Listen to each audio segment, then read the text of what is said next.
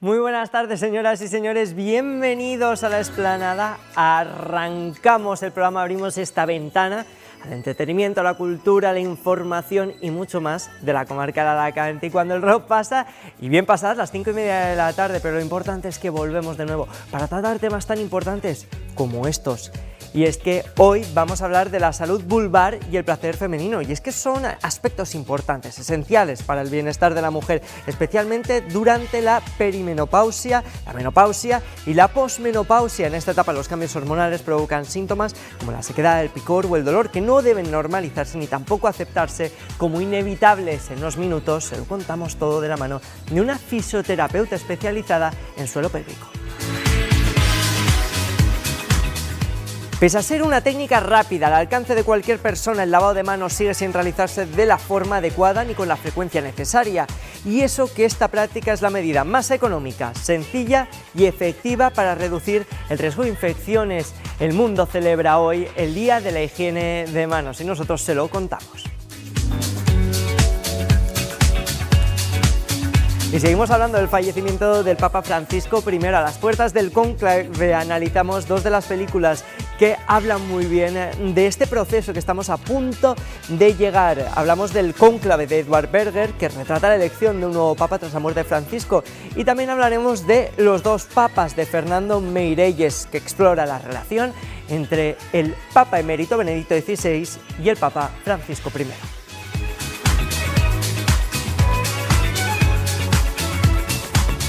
En un día también marcado por una charra que se está realizando en un municipio de la comarca de Alacante, y se encuentra nuestra compañera Isabel Montaño. No, Isabel Montaño se encuentra muy cerquita de aquí, pero se va a la charra. Muy buenas tardes, ¿dónde te encuentras?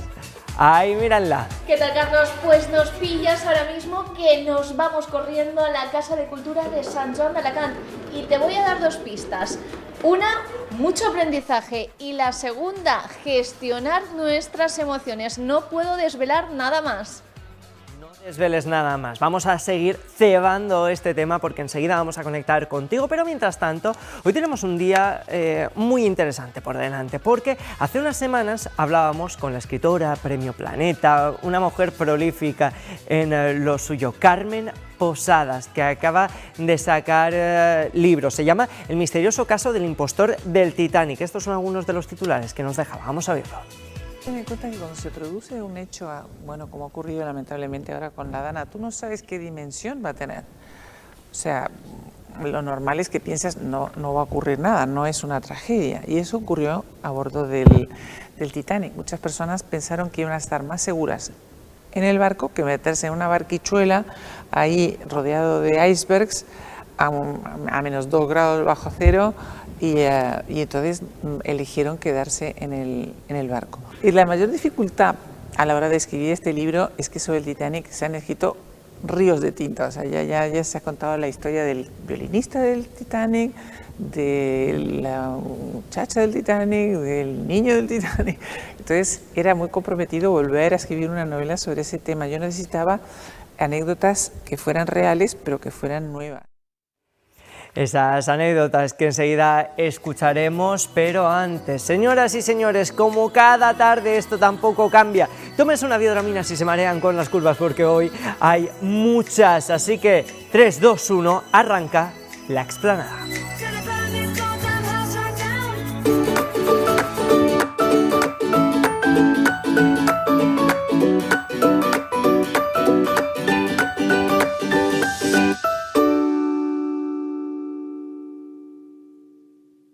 Muy buenas tardes, ahora sí que sí arrancamos, y como ya les hemos anunciado en los titulares, esta tarde vamos a hablar largo y tendido sobre la salud y el bienestar femenino. Lo vamos a hacer de la mano de una fisioterapeuta. Ella es especialista en suelo pélvico, se llama María Martínez, y tenemos la gran suerte de poder compartir este sofá de La Explanada. Muy buenas tardes, bienvenida. Hola, buenas tardes, muchas gracias.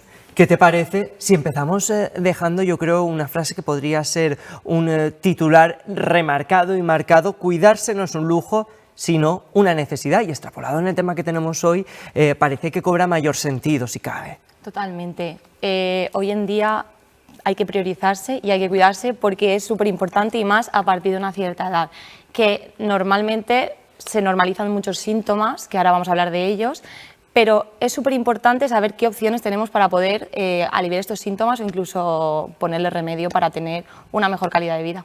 Hablabas de una determinada edad, sí que es cierto que a partir de los 50 años, ¿no?, cuando las mujeres empiezan a sufrir ciertos cambios en su cuerpo, habitualmente hormonales, hay que ponerle especial atención, pero esto no quiere decir que solo esté restringido a mujeres de cierta edad. La salud vulvar debería estar marcada en todas las etapas de la vida. En todas las etapas. De hecho, no solamente se producen ciertos síntomas a partir de los 50, sino hay etapas como, por ejemplo, el embarazo, después del parto, incluso en la adolescencia hoy en día, que se producen síntomas como la sequedad y el picor y muchas más cosas. O sea, la salud vulvar tiene que ser algo que tenga que estar presente en nuestro día a día como mujeres.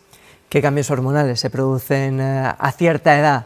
Pues a partir de los 50 o después a partir de los 40, más o menos en esa etapa, se disminuyen los estrógenos y esos estrógenos pueden producir un aumento del pH vaginal, aumento de la sequedad, picor, escozor, irritación, y esto trae consigo un montón de síntomas y un montón de dificultades tanto en las relaciones sexuales como en el día a día, dolor, molestias, etc.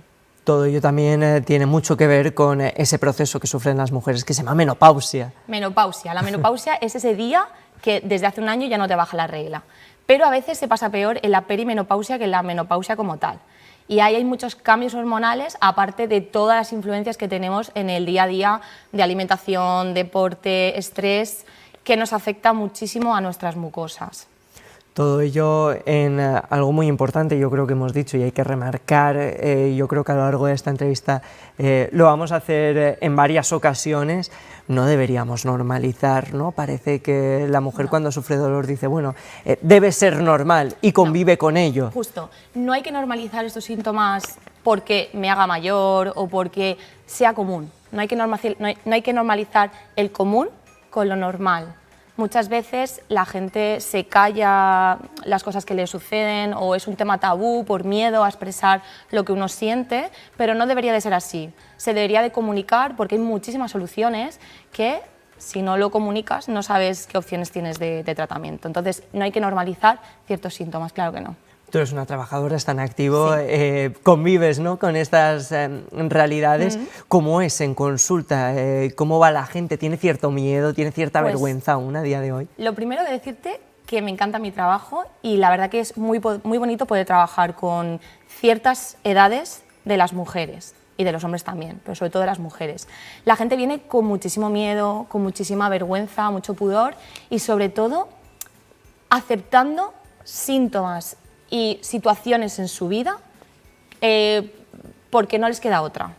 Y yo les intento transmitir que esto no es así, que no pueden aceptar, por ejemplo, tener dolor en las relaciones sexuales, no pueden aceptar tener una sequedad vaginal, porque al final es algo que hoy en día está súper demostrado que hay muchísimas soluciones. Entonces vienen con muchísima vergüenza a contártelo. Y una de las cosas más importantes y que nosotros también creo que deberíamos aquí contar y explicar es que cuando tengan estos dolores, cuando tengan algo que parece que no es normal, deberían ir a la consulta a un especialista, al igual que cuando nos duele un diente vamos al dentista o cuando no vemos vamos al oculista. Totalmente. Debería de haber un equipo multidisciplinar entre profesionales para poder apoyar a estas mujeres, pero sobre todo deberían ir a especialistas que puedan darle solución a todo lo que les ocurre. Yo en consulta lo veo diariamente, les doy muchísimas soluciones y muchas de ellas es que ni siquiera se habían planteado ni el tema de la suplementación, ni el tema de incluso no saben cómo un fisioterapeuta, por ejemplo, puede trabajar a nivel de suelo pélvico. Lo desconocen, es un tema tabú. Entonces, creo que es súper importante que entre profesionales nos apoyemos. Aquí estamos para derribar tabús, derribar mitos y ser también altavoz de lo bueno. Y aprovechando esta ventana que nos ofrece la explanada, que nos ofrece Alacant y Televisión, vamos a por las herramientas, si te parece bien. Vamos a llevarle a la gente cómo pueden hacer que su día a día sea un poco más liviano en cuanto a la salud y el bienestar femenino. Vamos a ello. Vale, lo primero que tienen que hacer es ocuparse en vez de preocuparse. Es decir, vamos a pensar que somos una prioridad, que tenemos muchos años por delante, que tenemos que cuidarnos como mujeres. Eso es lo primero. Lo segundo, hay muchísimas herramientas para mejorar los síntomas, tanto de la sequedad, picor, escozor, dolor. Hay hidratantes, lubricantes, vibradores. De hecho, he traído un vibrador, ¿vale? Vale. La vibración es súper importante porque es súper terapéutica, aunque a día de hoy es también un tema tabú. Es como que utilizar un vibrador solamente sirve para el bienestar sexual, pero no.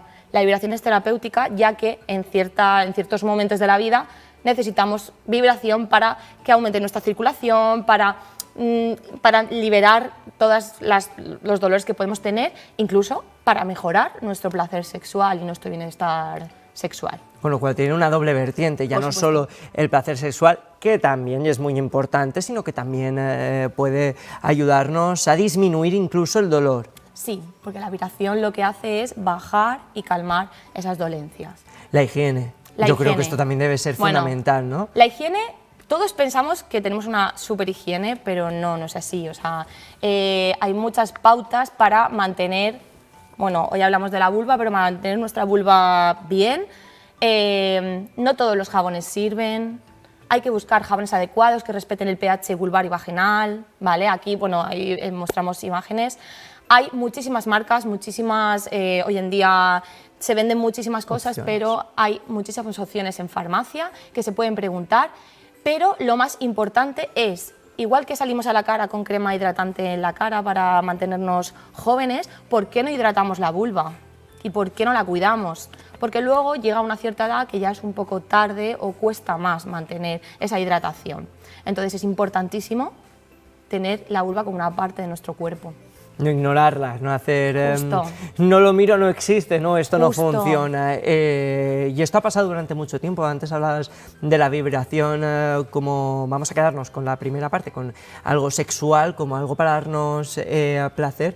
Las mujeres durante mucho tiempo han tenido miedo a la exploración personal, ¿no? Al autoconocimiento sexual. Justo, la gente no se explora, no se conoce y no se estudia a sí misma lo que te gusta, lo que no. Entonces es súper importante parar, pensar, descubrirse, investigar qué cosas te gustan, qué no, porque es súper importante tener una buena calidad de vida y un buen bienestar sexual también. Y se ha aceptado durante muchísimos años el dolor en las relaciones sexuales.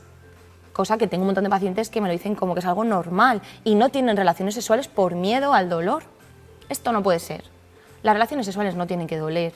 Lo que pasa que en determinadas edades, si no nos cuidamos, sí que pueden aparecer estos síntomas. Entonces yo invito a todas las mujeres a que obviamente se planteen que esto no puede suceder.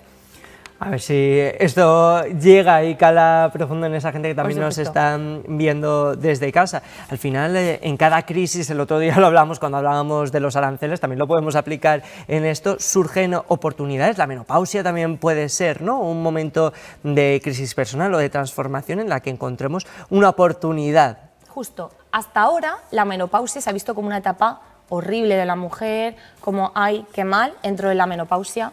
No, vamos a pensarlo de otra manera. La menopausia es una etapa de transformación, una etapa donde la mujer tiene la oportunidad de volverse a conocer, volver a conectar consigo misma y, por supuesto, es una etapa nueva donde hay que verlo de otra manera y donde hay que ver que hay 1000 soluciones para poder mejorar.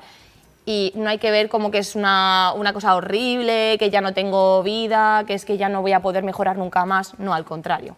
Hay un montón de soluciones para esta etapa. María Martínez, fisioterapeuta, especialista en suelo pélvico. Con esto nos vamos a quedar. Gracias, Gracias. por pasear junto a nosotros por la explanada. Y como nos hemos quedado con ganas de más, te queremos preguntar cómo podemos seguir ampliando nuestro conocimiento. ¿Tienes redes sociales, algún sitio donde podamos encontrarte? En Instagram, tengo Instagram, se llama mariamartinez.suelopélvico y trabajo tanto en la clínica Maternum como en la clínica Serra en San Vicente. Ahí me pueden encontrar sin problema. Pues estaremos ahí muy pendientes de todo lo que Gracias. publiques y pendientes también de ti. Gracias, de verdad. Muchísimas gracias. Y nosotros seguimos, continuamos, no paramos. La tarde es joven y nuestra amiga Isabel Montaño y compañera, sobre todo, es una correcaminos en potencia. Isabel, ahora sí, cuéntanos dónde te encuentras y con quién estás. Creo que viene acompañada. ¿Qué tal, Carlos? Buenas tardes. Te proponía una tarde muy divertida y sobre todo de mucho conocimiento. Y para hablar de esto, para que nos cuente más sobre la charla que darán hoy aquí en el Auditorio Antonio Gil de Sant Joan d'Alacant, contamos con Nerea López. Ella es neuropsicóloga, sobre todo enfocado en los más pequeños, ¿verdad? Y en los adolescentes. Sí, bueno, la charla de por la tarde va un poco más enfocada a la adolescencia, pero entendemos que la adolescencia necesita de una base. Entonces, vamos a hablar un poquito desde el principio de la vida del niño, pero nos vamos a centrar un poco más en la adolescencia esta tarde. Tú estarás acompañando a Pedro García Aguado. ¿Con qué se irán, con qué conocimientos se irán todas las personas que vengan aquí? Sabemos que este primer turno es para chicos de institutos, ¿verdad? Pero luego por la tarde será para un público más familiar. ¿Con qué conocimientos se irán de esta charla? Bueno, pues la idea un poco es que se lleven una cajita de herramientas estos papás para que puedan tener una convivencia más sana, más saludable, más bonita con los adolescentes, entendiendo que es una etapa que a veces como papás y mamás nos resulta un poco complicada acompañar, pero muy necesaria. Entonces, se van a llevar una serie de herramientas, entre ellas cómo vamos a trabajar la comunicación positiva en casa, que creemos que es algo que muchas familias demandan, ¿no? Llegada a la adolescencia esta comunicación se deteriora a veces o se distancia, y sobre todo creemos que parte importante de este tipo de charlas que hacemos es ayudarnos a los padres un poco a comprender que muchos de los comportamientos que tienen estos niños o los adolescentes son propios de la adolescencia, que no lo estamos haciendo tan mal, sino que a veces comprender esos comportamientos nos van a ayudar a poder educar un poquito pues más desde la calma y más desde la poca frustración como papás, que a veces también necesitamos que nos acompañen un poquito con herramientas.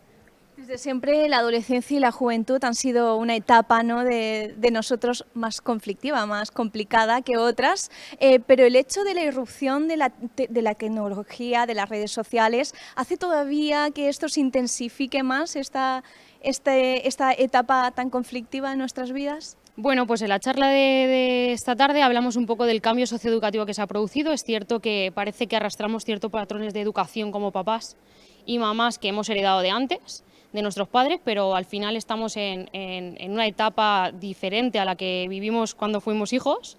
Y entonces el hecho de que todo cambie tanto, las nuevas tecnologías para nosotros está siendo pues una parte novedosa en esta educación, porque cuando estos papás eran niños no estaban.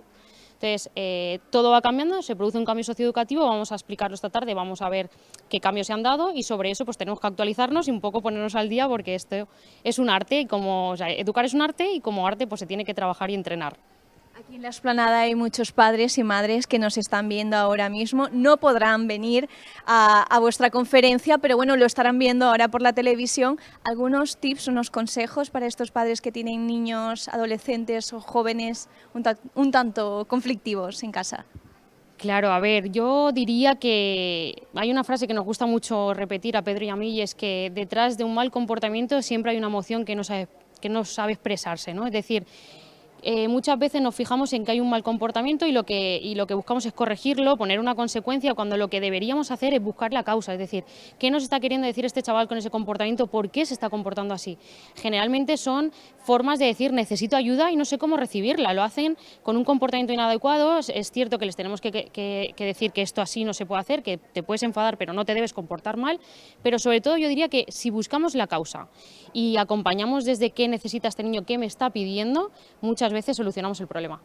Y no dejarlo al azar, ¿no? También buscar ayuda profesional. ¿Es importante, Nerea? Es muy importante. Es decir, muchas veces sí que es verdad que hay ciertos comportamientos que forman parte de la adolescencia, pero siempre tendemos a pensar, ya pasará, ¿no? Bueno, yo siempre digo que cuando hay una duda, una mamá y un papá tenemos como un instinto que nos dice que algo está pasando, no cuesta nada pedir ayuda. Si realmente no hay un problema, el profesional nos dirá no hay problema, no pasa nada, pero el problema viene después cuando se van quistando ciertos comportamientos porque hemos atendido demasiado tarde. Pues con eso nos quedamos. Muchísimas gracias. Gracias a vosotros. Pues Carlos, en breve tendremos a más protagonistas en la tarde de hoy, una tarde de conocimiento, también de entretenimiento, pero también para que aprendamos a saber gestionar nuestras emociones. Pues en breve y enseguida estamos contigo, Isabel Montaño, pero antes, ayer se celebraba el Día Mundial de la Higiene y Alicante lo sigue celebrando, lo hacen en los diferentes hospitales de la provincia, entre ellos el de Sant Joan d'Alacant, que ha querido pues, impartir unas charlas, dar información en este centro médico y también animar a los más pequeños en un concurso de dibujos. Vamos a ver cómo es, pues una de las técnicas que más muertes previenen. Fíjense cómo es la cosa y que es sencilla, económica y bueno, que no tiene mucho más que lavarse las manos.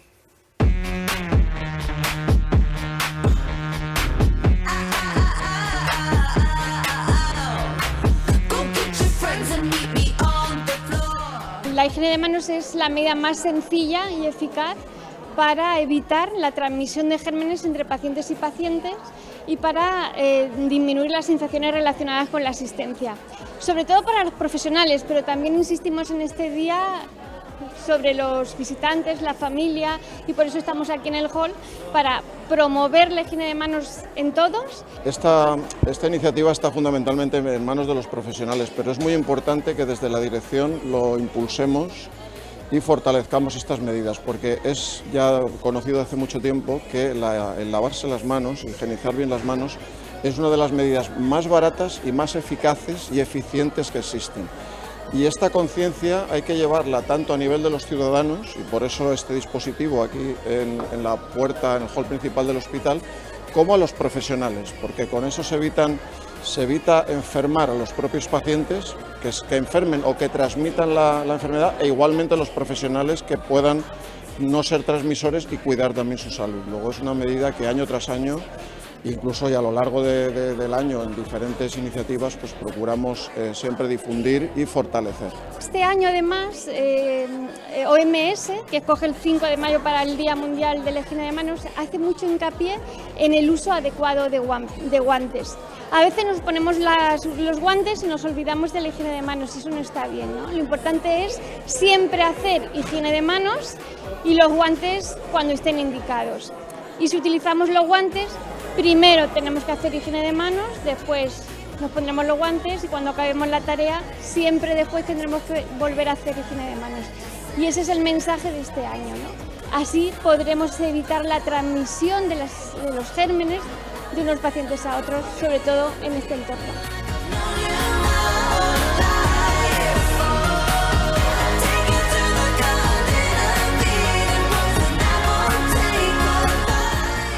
Lo ideal es cuando tenemos a mano agua y jabón hacerlo de esa forma.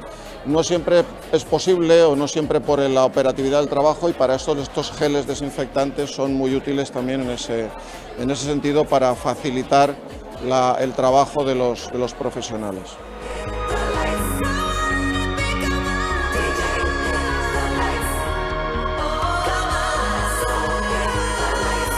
Aparte de estas mesas informativas, pues también se ha visitado las plantas, aumentando como digo, el conocimiento, la educación ciudadana y de los profesionales en ese sentido.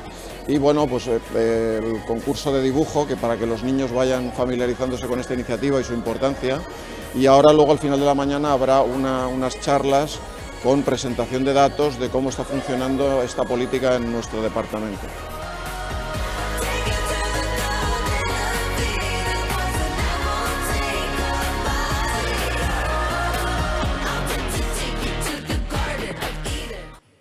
Ahí lo teníamos, la importancia que tiene la higiene de manos. Y estamos escuchando musiquita porque vamos a poner a prueba a nuestro siguiente invitado. Él es Juan Carlos Severo, el culo entre los herculos, cinéfilo entre los cinéfilos. Muy buenas tardes, Juan Carlos. Muy buenas tardes, Charlie, qué miedo, ¿a prueba de qué? Claro, porque yo no sé si te acuerdas, hace apenas 5 años atravesamos unos momentos más duros, una pandemia, la COVID-19, sí. Y entonces empezaron a sacar canciones para saber lavarse las manos. Vale. Yo no sé si la de Gloria Gaynor, ¿no? ¿Cómo se llamaba? La de I Will Survive. Bueno, fueron muchas las que, a ver, sí. ¿Cómo lo harías tú al ritmo de la intro de la explanada? ¿Cómo te lavarías las manos para ver si estás capacitado para salvar una vida? Ostras, qué difícil. Venga, 3, 2, 1, arriba esas manos. Madre mía, cuánto hay que aprender. Se nota que Juan Carlos hoy no estaba mirando el vídeo, no le interesaba. Cuando yo trabajé en un sitio de hostelería me enseñaron que las manos no solo son las manos lavarse, sino que te tenías que lavar hasta aquí, hasta los codos. y no podía Tú hasta tocar el el puño, grifo. ¿no? Sí, como si fuera un muñón, pues igual, así, tenías que estar así. Y lavándote, parecía eso como los 7 enanitos en Blancanieves cuando se duchaban, pues igual. Y cuando tocabas el grifo, te hacían volver a... porque no podías tocarlo. Pero tú fuiste a la instrucción militar más que a la hostelería. Pues mira, a lo mejor era, no quiero decir el nombre del restaurante, pero a lo mejor era algo militar, pero vamos, no se me va a olvidar de mi vida. Ahora no me lavo las manos así, por eso acabo de hacer así, Pues no, pero te las debería tienes que retomar lavar quizá entre los dedos, la burbujita, ¿no? claro, del jabón todo y con todo una, esto. con una Y precisión. no tocar el grifo, porque el grifo tiene gérmenes. Fíjate dónde me concienciaron. Yo no a toco mí. ni el grifo ni cuando salgo apago la luz con el codo. Muy bien. Trucos de un servidor. Y en teoría no te puedes secar ni con toalla ni nada de eso, sino con papel o a la intemperie. A la intemperie, quieres decir al Así ambiente, que se seque, ¿no? sí, al Muy ambiente. bien. Bueno, hoy Juan Carlos nos ha ofrecido una masterclass de cómo se lavaba él hace unos años las manos, pero no ha venido a hablar solo de esto. No ha sido una exclusiva mundial tampoco la que nos ha dado, pero nos ha servido para entender un poquito más la importancia de la higiene de manos. Hoy vamos a hablar de los cines y sobre todo del cine, del séptimo arte. Lo hacemos con uno de los últimos festivales que ha tenido lugar pues hace apenas unas semanas. Hablamos de los premios Platino, que celebra el cine iberoamericano. El pasado 27 de abril se celebraron en el IFEMA de Madrid. Es una cita muy importante tanto para el cine español como Madre el mía, cine estoy iberoamericano. empezando, que estaba mirando yo. No pasa Me ha nada. salido Antonia San Juan, fíjate, en el móvil. Bienvenida, Antonia San Juan. No es que estuviera entrando Antonia San Juan en directo en la Esplanada, no por ahora. Bueno, seguimos. En fin, cosas del directo. Y la gran triunfadora de esa noche fue Aún estoy aquí. La cinta brasileña que recordemos, Charlie, que se llevó en los pasados Oscar el premio, el Oscar, a Mejor Película Extranjera. Entre otros galardones se ha llevado el de Mejor Película Iberoamericana, Mejor Actriz para Fernanda Torres, ahí la estamos viendo, y la mejor dirección para Walter Salles. Es una película, a mí me gustó mucho, ya la estuvimos comentando, no voy a volver a decirlo. Creo que todavía no está en streaming, creo, no lo sé, o no sé si estará a punto de llegar. Tampoco ha salido en DVD ni en Blu-ray, quien quiera coleccionar, yo lo En sigo haciendo. DVD y en Blu-ray, pero eso se sigue haciendo. Todavía se sigue haciendo y todavía hay sitios donde se venden y algunos somos nostálgicos y nos gusta el formato físico. No sé, somos antiguos, yo qué sé. Nada como cosas que cojan polvo en casa. Pero fue la gran triunfadora de esa noche, pero también tuvimos presencia española. Por ejemplo, el premio gordo a mejor actor fue para Eduard Fernández por Marco, al igual que los Goya. Y a la mejor, y La Infiltrada, que fue una de las triunfadoras en los premios Goya, se llevó a mejor guión y a mejor dirección de montaje. La Infiltrada fue mejor película en los Goya. Exaequo con, acuérdate, con el 47. El 47. ¿Eres el 47? No, el 48. El 47. Sería 47, ¿no? Bueno, me estás poniendo a yo es prueba. que pensaba que era en Canarias, digo, vamos a añadirle El autobús uno. era el 47, el 47, yo lo digo en castellano, pero el 47. 48 será otra línea. Esa es la que llevaba a otro No lugar, sé. a Badalona quizás, Puede ser, pero... a Sitges, que también te gusta a ti mucho. Sí, a ti también, ¿no? Y Torremolinos y A ver, Chueca yo y soy todo más de, eso. ¿Qué te yo soy gusta? más de Tarragona. No, ¿y cómo se llama el de Barcelona? Se me ha olvidado. No, Sitges no, el barrio... Se me ha olvidado. ¿Sants? No, Sants no es. Bueno, si luego me Sanz acuerdo... es donde está el aeropuerto. Luego si eso, el Gaisample. El Eixample se llama, pero se dice Gaisample. Pero no me digas, yo esto no lo sabía. Yo tengo un amigo de Barcelona que el barrio es l'Eixample, pero hay gente allí, supongo que Lo han allí... homosexualizado. Gaisample le llaman. Ah, vale, vale. No sé si es como... Yo lo he visto de pasada. he ido Espacio mucho patrocinado por el colectivo LGTBIQ+, señoras He y ido señores. ahora mismo de Orgullo, además, en un par de meses, pero he ido poco, pero es como el Chueca de Madrid. Pues según mira, lo he entendido. vamos a saltar del ambiente LGTBI a algo pues ¿Qué tiene que ver, que no no? tiene quizás mucho que ver, pero que Bueno. lo podríamos hilar. Vamos a hablar de los papas, porque acaba de fallecer Francisco I. Mañana, en apenas 24 horas, ya estaremos aquí hablando del cónclave. Y Cónclave es la película que hemos traído hoy para hacer un homenaje a este Pues sí. rito cristiano que vamos a vivir. Precisamente estamos en Cónclave, va a empezar mañana, como tú dices. Aquí lo empezaba en la película el personaje de Ralph Fiennes. Película que esta sí que está en streaming, se puede ver pero alquilada. Aunque se tenga la plataforma, se tiene que pagar un pequeño, no es mucho. Está en Amazon y creo que estaba en Filmin. Sí, Filmin y Amazon. Parece que a Movistar todavía no ha llegado. La recomiendo ver, fue la gran triunfadora del Sindicato de Actores, de los premios del Sindicato de Actores pasados. Y Ralph Fiennes está tremendo, igual que Isabella Rossellini, que es la mujer que hace de monja, de hija de Ingrid Bergman. Y para entender todo este proceso, yo es que ya he pasado por por tres. Ratzinger, Francisco y Juan ahora Pablo sería el II. tercero. No, yo no estaba en el 81. Juan Pablo II creo que empezó en el 81, yo ahí todavía no estaba. Tan mayor no soy, Charlie. Pero he pasado por dos. Y en los dos creo que salía primero la negra, la fumata negra, y luego la blanca. No fue la primera la fumata No, blanca. porque el primer día, que yo ya me lo estaba estudiando para mañana poder hablarlo con ustedes, el primer día solo Muy se bien, hacen 2 documentándote. votaciones y el segundo, a partir de las 24 horas, se hacen 4. 2 por la Sí. mañana y 2 por la tarde. Ah, claro, y por eso Entonces el primer día es un poco más complicado. Y sale elegir. negro casi siempre, ¿no? Que es Sale cuando- negro el humo. El humo, me Vale, refiero. pensaba que decías ¿no? el Papa, digo, el Esa- Papa depende de lo que elijan. No, estupendo y maravilloso sería, me refiero al humo. Que... ¿Tú crees que podría haber un Papa negro otra vez? ¿Por qué no?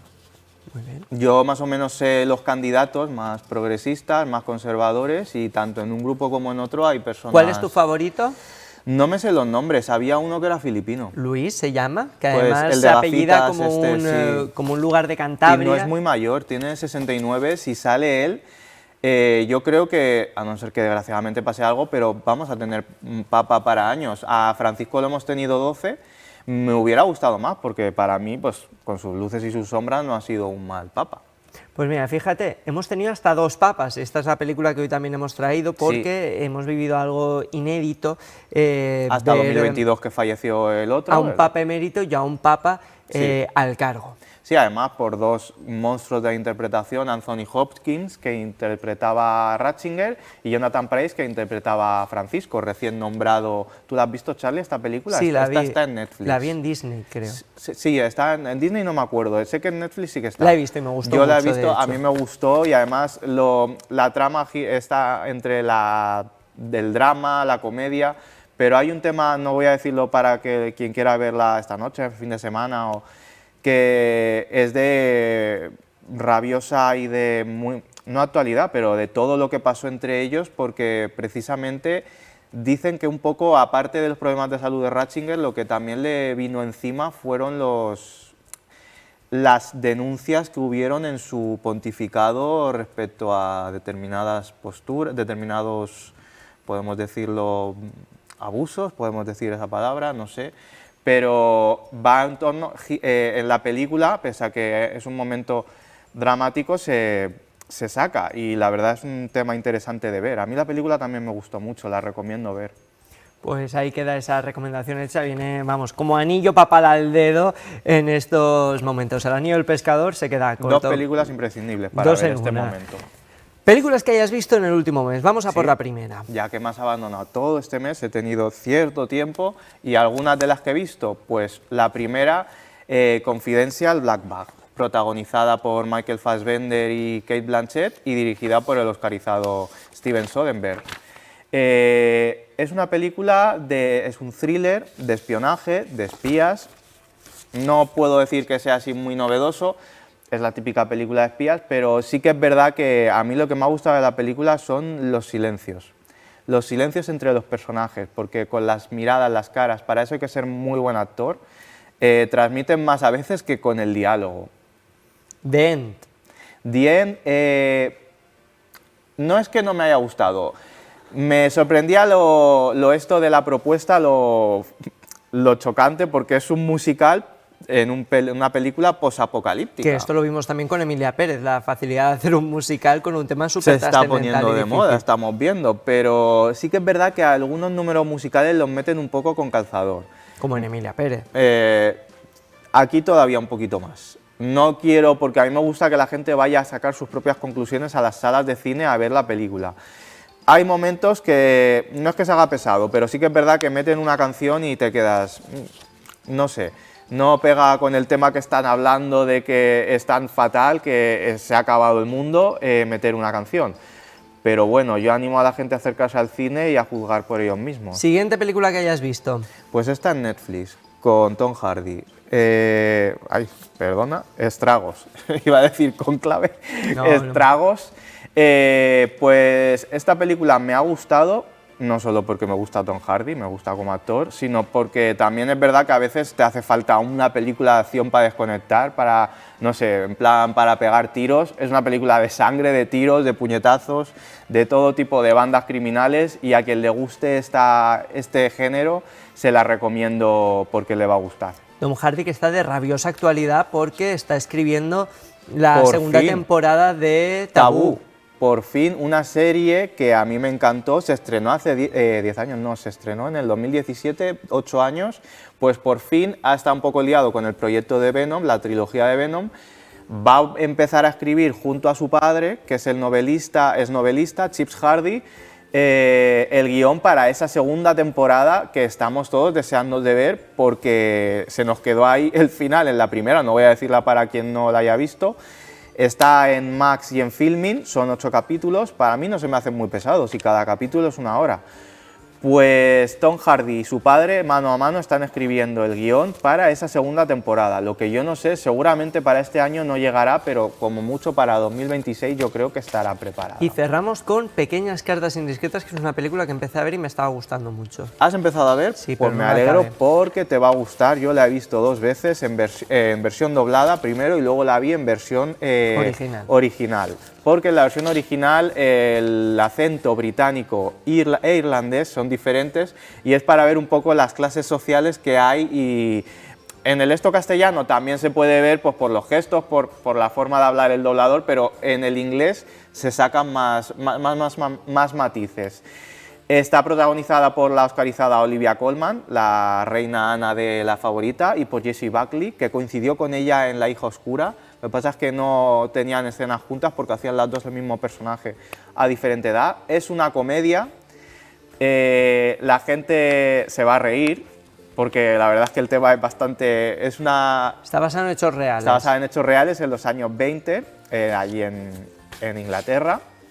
Determinadas personas empiezan a recibir del pueblo donde se desarrolla cartas ofensivas. Con esto nos vamos a quedar, porque nos vamos ¿con quién? Con Isabel Montaño. No te vamos a despedir aún, enseguida te despedimos. Señoras y señores, que nos pide paso Isabel Montaño, porque ella se encuentra en una de esas charlas que ya va a empezar y claro, cuéntanos, que creo que estás con Pedro García Aguado. Ahí lo tenemos. Carlos, pues ya puedes ver, estoy muy bien acompañada de Pedro García Aguado. Empiezan a llegar los primeros alumnos de institutos aquí en el municipio de Sant Joan d'Alacant y hoy nos vais a sorprender con una charla, pero cuéntanos acerca de esta conferencia que vais a dar, de estos conocimientos que vais a compartir con los niños de Sant Joan d'Alacant. Pues hoy tenemos una doble jornada. Ahora por la mañana, como se puede estar escuchando de fondo a la chavalería que acaba de entrar en el auditorio, le vamos a hablar de una serie de técnicas de cómo darle la vuelta al argumento cuando las cosas no van como ellos quieren. Todo eso es traído de mi experiencia como deportista de élite, de haber participado en 4 Juegos Olímpicos. Todos estos temas tratados también de la mano de una neuropsicóloga como es Nerea López. Y luego vamos a hablarles un poco para concienciar y prevenir sobre el uso y abuso de algunas sustancias y también sobre la irrupción de las tecnologías, el mal uso, el daño que puede provocarles, ¿no? Incluso llegando a provocar en algunos casos adicciones comportamentales. Vamos a hablar de todo ese escenario para que todos estos alumnos y alumnas que han venido hoy por la mañana se lleven una cajita de herramientas para poder vivir en este mundo cada vez más complicado, creo yo. Sabemos que la etapa, sobre todo de la adolescencia y de la juventud, suelen ser etapas de nuestras vidas más complicadas que otras. El hecho de la irrupción de las nuevas tecnologías, de las redes sociales, ¿hace todavía que esto se intensifique más? Es cierto que las tecnologías de la información y la comunicación han llegado para quedarse y es una maravilla saber utilizarlas. Lo que también es importante conocer los riesgos. Entonces estos chicos y estas chicas que han nacido ya con la tecnología en la mano sí que saben utilizarla, pero en ocasiones no conocen los riesgos que conlleva un mal uso de esas tecnologías, ¿no? Y los peligros que esconde la red. Entonces vamos a sensibilizarles y concienciarles sobre todo eso para que hagan un uso saludable de las tecnologías y sobre todo no le den la espalda, porque es algo maravilloso que bien utilizado puede ser muy útil. Hay Hay muchos padres y madres que nos están viendo ahora mismo, que a lo mejor no podrán venir a la conferencia de esta tarde, pero que están muy atentos y además te admiran mucho, también saben que tú dominas muy bien este tema. ¿Algunos consejos para ellos que tienen en casa pues hijos que son un tanto complicados? Bueno, yo creo que la complicación, yo parto de la base que ningún niño, ninguna niña es mala persona, pero que en ocasiones tiene mal comportamiento. En aquel programa Hermano Mayor se veía. Y entonces hay que averiguar el origen de ese mal comportamiento. En ocasiones son emociones no resueltas, emociones no validadas, un acompañamiento a lo mejor educativo demasiado autoritario, un acompañamiento demasiado protector, sobreprotector. Entonces esta tarde vamos a hablar de diferentes modelos educativos, qué resultado dan cada uno de ellos, para que padres y madres se lleven ese mensaje, y para aquellos que están en casa que no lo pueden ver, pues el mensaje es: elige la mejor manera de acompañar a tu hijo o a tu hija en esta sociedad y sobre todo respóndete a la pregunta ¿para qué educas?, ¿no? Y nosotros, Nerea, tanto Nerea como yo, intentamos que padres y madres se eduquen para que el día de mañana sus hijos o sus hijas, como su hijo o mis hijas, sean capaces de valerse por sí mismos. Ya estáis aquí en Sant Joan d'Alacant, ¿cuáles son vuestras próximas citas?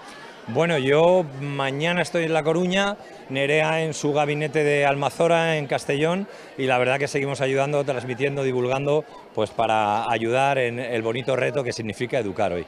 Gracias, Pedro. Estaremos contigo en este viaje de aprendizaje. Gracias. Gracias. Pues ahí está, Carlos. Como te decíamos en titulares, nos esperaba una tarde de mucho aprendizaje, de saber gestionar nuestras emociones. Y desde aquí nos despedimos, desde el Auditorio Antonio Gil de Sant Joan d'Alacant. Muchísimas gracias, Isabel Montaño, tarde libre. Y tú, Juan Carlos, también despídete así con la manita rápido. Y nosotros nos vemos mañana a partir de las 5:30 de la tarde con más Esplanada Mejor. No se lo podemos prometer. Ahora les dejamos con una entrevista en exclusiva que le hicimos a Carmen Posadas, la escritora. Vamos a verla. Nació un 13 de agosto en la ciudad de Montevideo. La vida le hizo volar hasta España y aterrizó en la literatura gracias al amor que le transmitió su padre por los libros.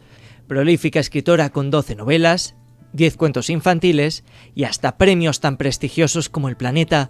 Una autora traducida hasta en 30 idiomas. Hoy nos embarcamos en este viaje literario con banda sonora propia de la mano de Carmen Posadas.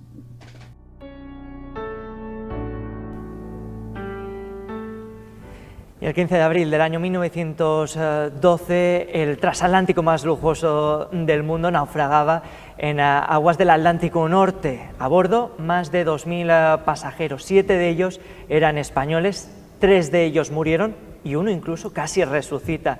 Carmen Posadas, muy buenas tardes. ¿Qué tiene el Titanic que después de 100 años, más de 100 años, sigue siendo tan atractivo? Sí, 113 años ya. Es una cosa muy sorprendente porque después ha habido naufragios mucho más trágicos, con más muertos en barcos más emblemáticos y sin embargo el que está en el imaginario de todo el mundo es el Titanic.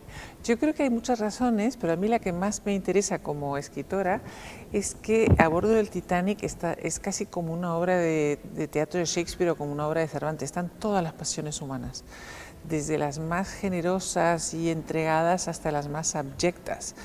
Y entonces, bueno, como se sabe absolutamente todo lo que pasó ahí y pasaron muchísimas cosas, pues seguimos fascinados con esta historia. Mucho se ha hablado de la búsqueda de la inspiración y dicen algunos que para buscar la inspiración más rápido habría que ir de la mano de un juez. En tu caso sucedió algo muy parecido de la mano del juez Marchena. ¿Cómo fue ese encuentro que dinamitó toda esta historia que encontramos en este libro? Sí, a mí no se me ocurría nada que escribir y estaba como un poco agobiada porque tenía que empezar una novela nueva y no tenía tema. Y un día fui a la presentación de un libro de Julia Navarro y estaba el juez Marchena, luego hubo una cena, me tocó al lado y estuvimos hablando de muchísimas cosas. Los jueces tienen experiencias increíbles y anécdotas extraordinarias. Pero es que además él se interesa mucho por la parte legal de los grandes sucesos, ¿no? Y entonces había investigado sobre la parte legal del Titanic. Y fue él el que me contó que a bordo del Titanic viajaban 10 españoles, 7 salvaron la vida, 3 se murieron, de esos 3 apareció el cadáver de uno, los otros 2 nunca se recuperaron los cuerpos. Y entonces, en ese momento terrible, las familias, cada una por su lado, tomó la determinación de comprar uno de los muchos cuerpos que estaban por ahí sin identificar y enterrarlo en el panteón familiar. Y entonces tú dirás, bueno, ¿por qué hacían esta cosa tan terrible? Tenía una razón muy... de peso, sí, y es que en aquella época, si no aparecía el cadáver de alguien, esa persona no se podía dar por muerta hasta pasados 20 años. Se bloqueaban automáticamente todas las cuentas bancarias, la familia no podía heredar, la viuda no se podía casar, y por eso hicieron esto tan raro. Esto es algo muy parecido a lo que sucede en el libro, porque este es el punto de partida, Víctor, que surca en aguas del Titanic todo ello de espaldas, ¿no? Sin contárselo incluso a su familiar más cercano, que es su madre. Sí, esta es una anécdota tan curiosa y se llama, yo la llamo la anécdota del moscardón. Es una señora que se llama Doña Apura, que un día está tomando la sopa y ¡plaf!, aparece un moscardón en la sopa. Y ella dice, a Victorito le ha ocurrido algo. Victorito era su hijo que se había ido, hace pocas semanas se había ido de luna a miel, y ella le había hecho prometer que nunca se iba a embarcar, porque había tenido un sueño premonitorio en el que su hijo moría ahogado, así que prométeme que no te vas a subir a ningún barco. Y Victorito se lo prometió, pero al llegar a París se enteró de que iba a zarpar el Titanic, porque el Titanic era famoso incluso antes de zarpar por ser uno de los barcos más lujosos, bueno, el barco más lujoso del mundo, tener compartimentos estancos, un paraíso flotante. Así que Víctor le dijo a su mujer, nos vamos a Nueva York en el Titanic. Y su mujer dijo, no puedes porque le has prometido a tu madre que no te vas a embarcar. Ah, no te preocupes, esto lo arreglo yo con Remigio. Remigio era su ayuda de cámara y le dijo, mira, te vas a quedar en París a cuerpo de rey, siento muchísimo dejarte sin viaje en el Titanic, pero lo único que tienes que hacer es, un día sí, un día no, le pones a mamá en el correo una de estas postales que yo ya he escrito, y entonces las postales decían, querida mamá, estoy en Versalles, hoy hace un día muy bueno. Y al día siguiente, querida mamá, ahora estoy en Chantilly, hemos comido muy bien en no sé dónde. Bueno, y entonces así ocurrió que cuando se produjo el naufragio, esta señora que había tenido esa premonición de que su hijo se iba a morir y luego con el moscardón dijo, Victorito está en el Titanic, pues estaba muy sorprendida porque seguían llegando postales de su hijo. Se deshizo el malentendido cuando Remigio llamó desde París y contó esta estrategia que había tenido su hijo, que lamentablemente en ese momento estaba en el fondo del mar.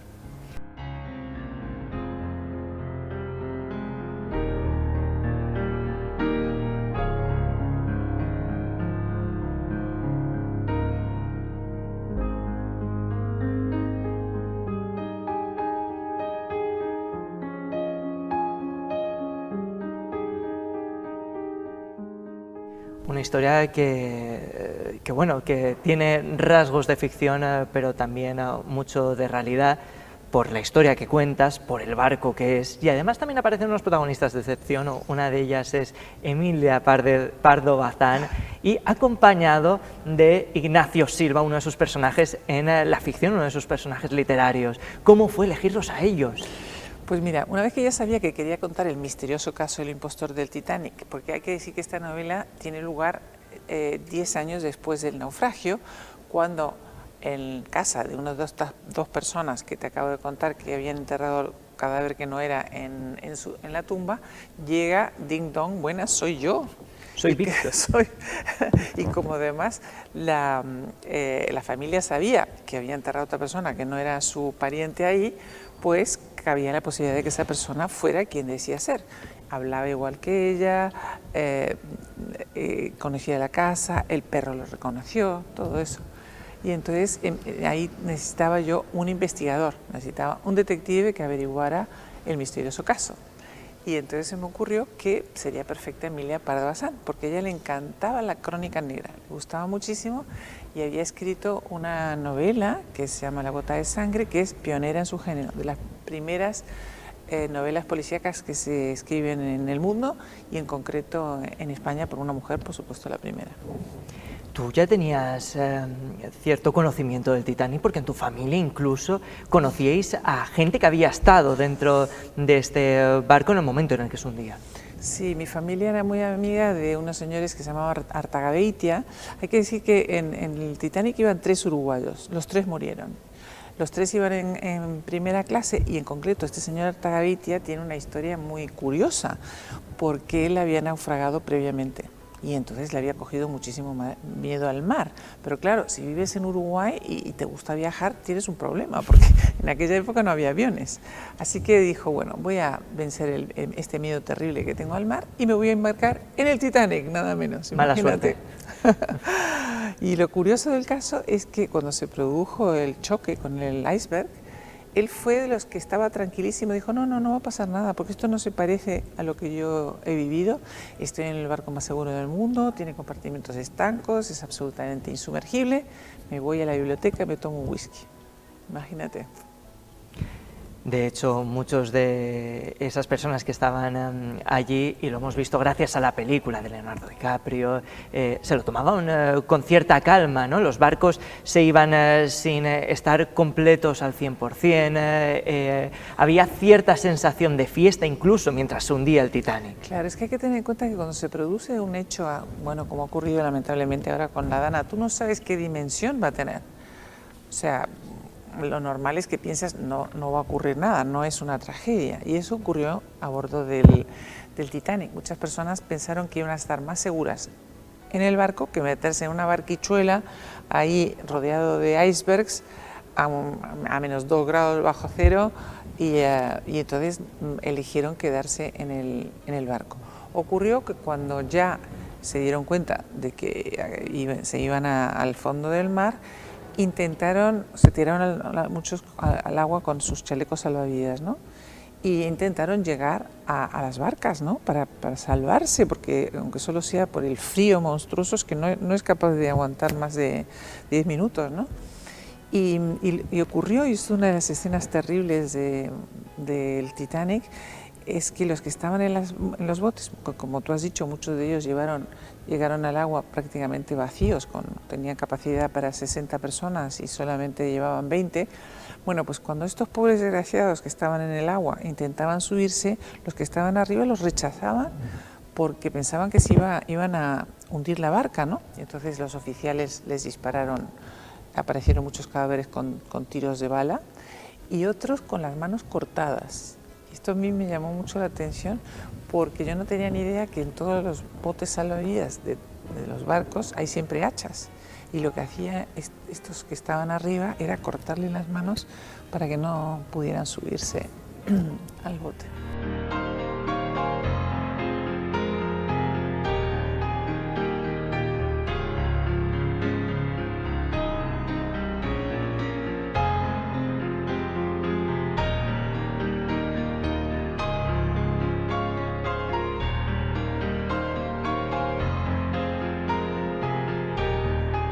Terrible, desde luego, una tragedia como esta siempre tiene sus secretos, sus anécdotas, y algunas de ellas las has aprendido gracias a una persona que quieres mucho. No desvelamos nada, esto no es spoiler, y es que me vas a permitir que lo lea literalmente, porque bien lo merece, para mi nieto Jaime Abarca Ruiz del Cueto, a quien debo la mayoría de las curiosidades sobre el Titanic que aparecen en este libro. Un crack, mi niño. Sí, porque verás, la mayor dificultad a la hora de escribir este libro es que sobre el Titanic se han escrito ríos de tinta, o sea, ya se ha contado la historia del violinista del Titanic, de la muchacha del Titanic, del niño del Titanic. Entonces era muy comprometido volver a escribir una novela sobre ese tema. Yo necesitaba anécdotas que fueran reales, pero que fueran nuevas, ¿no? Así que le dije, mira, Jaime, que es mi nieto, me tienes que ayudar en esto. Tenemos que conseguir historias que sean muy llamativas, pero todas sean reales. Y entonces, como él se mueve como un hacker en Internet, me encontró muchas anécdotas muy interesantes. Maravilla. ¿Es complicado navegar entre la ficción y la realidad? Bueno, tiene la dificultad de que, claro, tú tienes que ceñirte a la realidad. Otra de las dificultades que yo tuve con este libro, mucha gente que le ha gustado el libro me dice, oye, tienes que hacer otras aventuras de Emilia Pardo Bazán como detective, porque se le da muy bien esto de investigar. Y yo le dije, mira, lamentablemente no es posible, porque ella se muere en el 21. Y entonces el Titanic naufraga en el 12, yo eso no lo puedo cambiar. Ella se muere en el 21, tampoco lo puedo cambiar. Así que me ha estropeado todas las secuelas de la novela. Una lástima, pero aún así tenemos este maravilloso libro, este maravilloso misterio sobre el impostor del Titanic, que es un regalo y un homenaje tanto a la literatura como a este episodio que se vivió en el siglo pasado y que hoy, aún así, en nuestros días lo seguimos recordando. Carmen Posadas, muchísimas gracias por estar esta tarde con nosotros. Muchas gracias a ti.